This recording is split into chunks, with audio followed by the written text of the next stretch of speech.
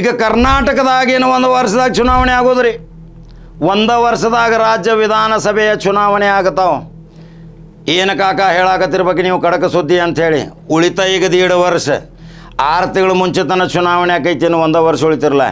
ಹಂಗಾದ್ರೆ ನಿಮ್ಮ ಶಾಸಕ ಏನೇನು ಮಾಡ್ಯಾನ ಅನ್ನೋದು ಪಟ್ಟಿ ಮಾಡ್ಕೋರಿ. ಈಗ ಕಾರ್ಯಕರ್ತರೇ, ವಿರೋಧಿಗಳೇ ಸಹಿತ ಇವತ್ತು ನೀವು ನಮ್ಮ ಶಾಸಕ ಕಳೆದ 5 ವರ್ಷದಲ್ಲಿ ಏನೇನು ಒಳ್ಳೊಳ್ಳೆ ಕೆಲಸ ಮಾಡ್ಯಾನ, ಯಾವ್ಯಾವ ಅಭಿವೃದ್ಧಿ ಮಾಡ್ಯಾನ, ಏನು ಅನುದಾನ ತಂದಾನ, ಎಷ್ಟು ಕೆಲಸ ಮಾಡ್ಯಾನ, ಎಷ್ಟು ರಸ್ತೆ ನಿರ್ಮಾಣ ಮಾಡ್ಯಾನ, ಎಷ್ಟು ಹಾಸ್ಪಿಟಲ್ಗಳು ಮಾಡ್ಯಾನ, ಎಷ್ಟು ಸೇತುವೆಗಳ ನಿರ್ಮಾಣ ಮಾಡ್ಯಾನ, ಎಷ್ಟು ಕುಡಿಯುವ ನೀರಿನ ಸಮಸ್ಯೆ ಬಗೆಹರಿಸ್ಯಾನ, ಎಷ್ಟು ಜನರ ಜೊತೆ ಸಾಮರಸ್ಯದ ಬದುಕು ಕೊಡುವ ಸಲುವಾಗಿ ವಿರೋಧಿಗಳೂ ಅನ್ನಲಿಲ್ಲ, ಪರನೂ ಅನ್ನಲಿಲ್ಲ, ಎಲ್ಲರ ಜೊತೆ ಹೊಂದಾಣಿಕೆ ಮಾಡಿಕೊಂಡಂಥ ಆ ಶಾಸಕನ ಟಿಪ್ಪಣಿ ತೆಗೆಯುವ ಕರ್ತವ್ಯ ನಿಮ್ಮದೈತಲ್ರಿ. ಪ್ರತಿ ವಿಧಾನಸಭಾ ಕ್ಷೇತ್ರದಲ್ಲಿ ಶಾಸಕ ಎರ್ರಾಬಿರ್ರಿಯಾಗಿ ಕಾಣಲ್ದನ ಕೈ ತಪ್ಪಿಸಿ ಓಡಾಡಕತ್ತಂದ್ರೆ ಅವನು ಸೋಲಿಸ್ಬೇಕು, ಅವನು ಠೇವಣಿ ನಷ್ಟ ಮಾಡಿ ಅವನಿಗೆ ಮಾಡ್ಬೇಕ ಫಜಿತಿ. ಬರ್ತೈತಿ ಮಾರಿ ಹಬ್ಬ 28 ಕಣ್ರಿ. ನಿನ್ನ ಮನ್ಯಾಗ ಕುಣಿಸೋದು ಶಕ್ತಿ ನಮಗೈತಿ. ನೀ ಎಲ್ಲೇರೆ ನಮ್ಮ ಮುಂದೆ ನಮ್ಮ ಮಾತಿಲ್ದ ನಮಗೆ ಕೇಳಲ್ದನ ಏನಾರೇ ಆಟ ಆಡಿಸಿದ ಕ್ಷೇತ್ರದಾಗ ನಿನ್ನ ಠೇವಣಿ ನಷ್ಟ ಮಾಡಿ ಮನ್ಯಾಗ ಕುಂಡಿಸ್ತೀವಿ, ನಿನಗೆ ಸಲಾಮ್ ಸೈತಿ ಅವ್ನು ಹೊಡೆಯಂಗಿಲ್ಲ ಅಂತ ಶಕ್ತಿ ಮತದಾರರಲ್ಲಿ ಐತನ್ನು ತಿಳಿಸ್ಕೊಡ್ರಿ ಅವಂಗ. ಅನೇಕ ಶಾಸಕರ ದೂರುಗಳು ನನ್ನ ಕಡೆ ಬರಾಕತ್ತಾವ. ನಮ್ಮ ಶಾಸಕ ಸಿಗವಲ್ಲ, ಮನೆಯಾಗಿದ್ದು ಎಲ್ಲಂತಾರ ಓಡಿ ಹೋಗ್ತಾನೆ, ಬೆಳಿಗ್ಗೆ ಕುಡ್ದ ಹೋಗ್ತಾನೆ, ರಾತ್ರಿ ಬರಾಕ್ಕೆ ಬರ್ತಾನೆ. ಹಂಗಾದ್ರೆ ಏನು ರೀ ಶಾಸಕ?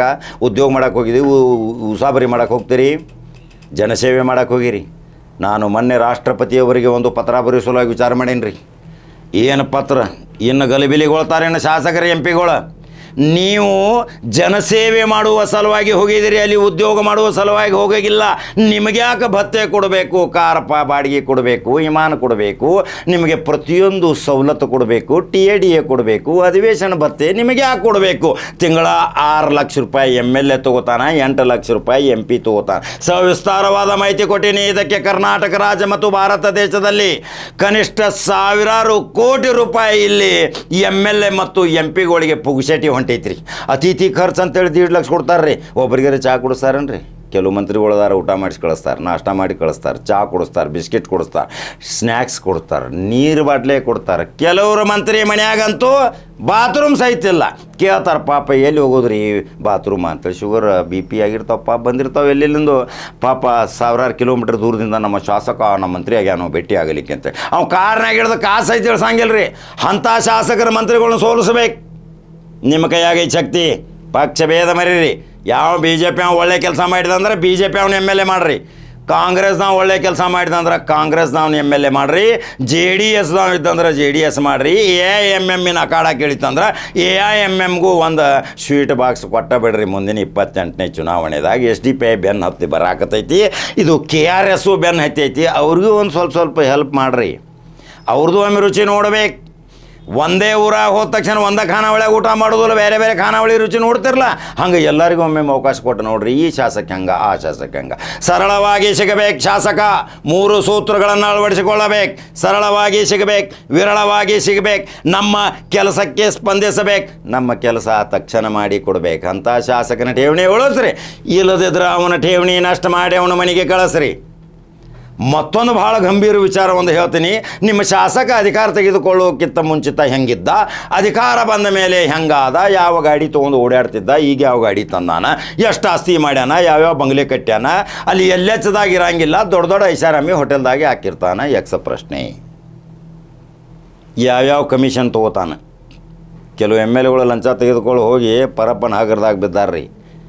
ಇನ್ನು ಎಲ್ಲರೂ ಜಾಗೃತ ಆಗ್ಬೇಕು. ಯಾವ MLAಗಳು ಲಂಚ ತೊಗೋತಾನೋ ಅವ್ನು ಲೋಕಾಯುಕ್ತ ಹಿಡಿಸೇ ಬಿಡ್ರಿ. ಒಂದು 10-20 MLAಗಳು MP ಗಳನ್ನ ಹಿಡಿಸ್ರಿ. ಇರುವುದನ್ನ MLA MP ಕಡೆ ಇಡೀ ಕರ್ನಾಟಕಲ್ಲಿ ಇಡೀ ಭಾರತ ದೇಶದ ಆಸ್ತಿ. ಅದನ್ನು ಅಧಿಕಾರಿಗಳದ್ದು ಲೋಕಾಯುಕ್ತ ನೋಡ್ರಲ್ಲ, ಕಿಲೋ ಗಂಟ್ಲೆ ಬಂಗಾರ ಸಿಗತೈತಿ, 10 ಕಿಲೋ ಬಂಗಾರ ಸಿಗತೈತಿ, ರಾಶಿ ನೋಟಿನ ಕಂತೆಗಳು.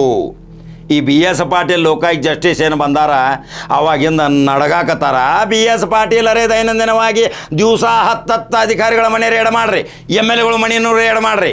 ಅವರು ಜನಸೇವೆಯಲ್ಲಿಯೇ ಬರ್ತಾರ. ಅವರು ಸರ್ಕಾರಿ ನೌಕರ ಅಂತೇಳಿ ಭತ್ಯೆ ತೊಗೋತಾರೆ, ಪಗಾರ ತೊಗೋತಾರೆ, DA ತೊಗೋತಾರೆ. ಹಂಗಾದ್ರೆ ಕರ್ನಾಟಕ ರಾಜ್ಯದ ಬರುವ 2028ರಲ್ಲಿ ನಿಮ್ಮ ಶಾಸಕ ಯೋಗ್ಯ ಅದಾನೋ ಇಲ್ಲೋ? ನಿಮ್ಮ ಶಾಸಕಗೆ 10 ಮಾರ್ಕ್ಸ್ದಲ್ಲಿ 8 ಮಾರ್ಕ್ಸ್ ಕೊಡ್ತೀರಿ. ನಾನು ಬರ್ತೀನಿ ಇನ್ನೊಂದು ವಾರದಲ್ಲಿ. ಪ್ರತಿ ವಿಧಾನಸಭಾ ಕ್ಷೇತ್ರದಲ್ಲಿ ಅಭಿಯಾನ ಪ್ರಾರಂಭ ಮಾಡ್ತೀನಿ. ಎಂಥ ಶಾಸಕ ಬೇಕು, ಈಗಿದ್ದ ಶಾಸಕಿಗೆ ಎಷ್ಟು ಮತ ಕೊಡ್ತೀರಿ, ಇನ್ನು ಮುಂದಿನ ಶಾಸಕಿಗೆ ಎಷ್ಟು ಮತ ಕೊಡ್ತೀರಿ, ಇವನು ಬದಲು ಮಾಡ್ತೀರಿ, ಮತ್ತೊಬ್ಬನ ತರ್ತೀವಿ ಅನ್ನೋರು 2 ಜನ ಅದಿರಿ. ನಿಮ್ಗೆ ಡೈರೆಕ್ಟ್ ಬಂದು ಇನ್ನು ಸಮೀಕ್ಷೆ ಮಾಡ್ತೀನಿ. ನೀವು ತಯಾರಾಗಿರ್ಬೇಕಲ್ಲ. ಖಡಕ ಜವಾರಿ ಕಾಕ ಬರತಾನ ಅಂತೇಳಿ ಭಾಳ ಖುಷಿ ಇರ್ತೀರಿ ನೀವು. ಕಾಕನ ಮೇಲೆ ಪ್ರೀತಿ, ಆಶೀರ್ವಾದ, ಭಾಳ ಅಭಿನಂದನೆಗಳನ್ನ ಸಲ್ಲಿಸ್ತೀರಿ. ಆ ಶಕ್ತಿ ಇರುತ್ತಕ ನಿಮ್ಮ ಪ್ರತಿ ವಿಧಾನಸಭಾ ಕ್ಷೇತ್ರ ನಿಮ್ಮ ಶಾಸಕನ ಬಂದ ನೇರ ಡಿಬೇಟ್ ಮಾಡ್ತೀನಿ. ಶಾಸಕ ಮಾಡಿದ ಅವಾಂತರಗಳನ್ನು ಹೇಳ್ರಿ, ಬಹಿರಂಗಗೊಳಿಸ್ತೀನಿ. ಶಾಸಕನೇ ಪರಮ ಅಸ್ತ್ರ ವಿಧಾನಸಭಾ ಕ್ಷೇತ್ರದ ಮಾಲಕ.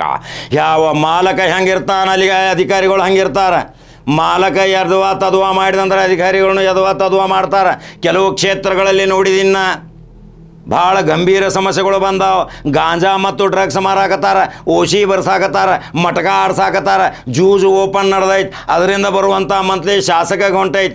ಎಲ್ಲಿ ಬಂತ ಕರ್ಮ? ಶಾಸಕ ಮಿತ್ರ, ಏನು ಬಡವ್ರ ರಕ್ತ ಹಿರಿದು ನೀ ರಕ್ತ ಕುಡಿಯಾಕತ್ತಿ. ನಿನ್ನ ಮನೆತನ ಮಾತ್ರ ಸುದ್ದಾಗೋದಿಲ್ಲ, ನೀ ಹಾಳಾಗಿ ಹೋಗ್ತಿ. ಜೂಜು ಬಂದ್ ಮಾಡಿಸು. ಯುವಕರ ಬಾಳನ್ನು ಹಾಳು ಮಾಡಕ್ಕೆ ಹೋಗಬೇಡ. ಇವತ್ತು ಎಲ್ಲಿ ನೋಡಿದಲ್ಲಿ ಕ್ಲಬ್ಗಳು ರಾತ್ರಿ ಹಗಲಿ ಶೆರೆ ಮಾರಾಟ, ರಸ್ತೆಯಲ್ಲಿ ಬಿದ್ದು ಸಾಯಾಕತ್ತಾರ. ಇದರ ಬಗ್ಗೆ ಕಡಿವಾಣ ಹಾಕುವ ಸಲುವಾಗಿ ಶಾಸಕ 1 ವರ್ಷ ಐತಿ ನಿನ್ನ ಠೇವಣಿ ನಷ್ಟ ಆಗೋದು. ಮುಂದೆ ಬರುವಂಥ ಶಾಸಕ ನಿಜಲಿಂಗಪ್ಪ ಮತ್ತು ಸಮಾಜವಾದಿ ತತ್ವ ಸಿದ್ಧಾಂತದ ಶಾಸಕ ಬರಬೇಕನ್ನುವ ನಿಮಗೆ ಆಸೆ ಇದ್ದರೆ ನೇರವಾಗಿ ನನ್ನ ಜೊತೆ ಹಂಚ್ಕೊಡ್ರಿ. 224 ಕ್ಷೇತ್ರದಲ್ಲಿ ಯಾರ್ಯಾರನ್ನು ಸೋಲಿಸ್ತೀರಿ, ಯಾರ್ಯಾರನ್ನ ಗೆಲ್ಲಿಸ್ತೀರಿ, ನೇರವಾಗಿ ಅವ್ರ ಹೆಸರು ಹಾಕ್ರಿ. ಅವ್ರದ್ದು ಗ್ರೌಂಡ್ ರಿಪೋರ್ಟ್ ತಕ್ಕೋತೀನಿ, ನೇರವಾಗಿ ಅವ್ರದ್ದು ಇಂಟರ್ವ್ಯೂ ಮಾಡ್ತೀನಿ, ಅವ್ರದ್ದು ಬಹಿರಂಗ ಪಡಿಸ್ತೀನಿ. ಹಂಗಾದ್ರೆ ಫೇಸ್ಬುಕ್ ಫಾಲೋ ಮಾಡ್ಕೊತ ಹೋಗ್ರಿ, ಯೂಟ್ಯೂಬ್ ಬಟನ್ ಹೊಡ್ಕೊತ ಹೋಗ್ರಿ. ನೀವು ಎಷ್ಟು ಫೇಸ್ಬುಕ್ ಫಾಲೋ ಮಾಡ್ತೀರಿ, ಎಷ್ಟು ಯೂಟ್ಯೂಬ್ದಾಗ ಬಟನ್ ಹೊಡಿತೀರಿ, ಅಷ್ಟು ಶಕ್ತಿ ಬರ್ತೈತೆ ಖಡಕ್ ಜವಾರಿ ಕಾಕ. ನೇರ ಹೇಳ, ಯಾರ ಬಿಡೇ ಇಲ್ಲ. ಧೈರ್ಯವಾಗಿ ಹೇಳ್ತೀನಿ, ನಿರ್ಬಿಡಿಯಾಗಿ ಹೇಳ್ತೀನಿ. ಈ ಖಡಕ ಜವಾರಿ ಕಾಕ ಇವತ್ತು ರಾಜ್ಯದಲ್ಲಿ ಪ್ರಸಿದ್ಧಿ ನೀವು ಮಾಡಿದ್ದೀರಿ ಅಂದಮೇಲೆ ನಿಮಗೆ 100 ಕೋಟಿ ನಮಸ್ಕಾರ. ಮತ್ತೊಂದು ಖಡಕ ಜವಾರಿ ಸುದ್ದಿ ಬರ್ತೀನಿ. ನಮಸ್ಕಾರ.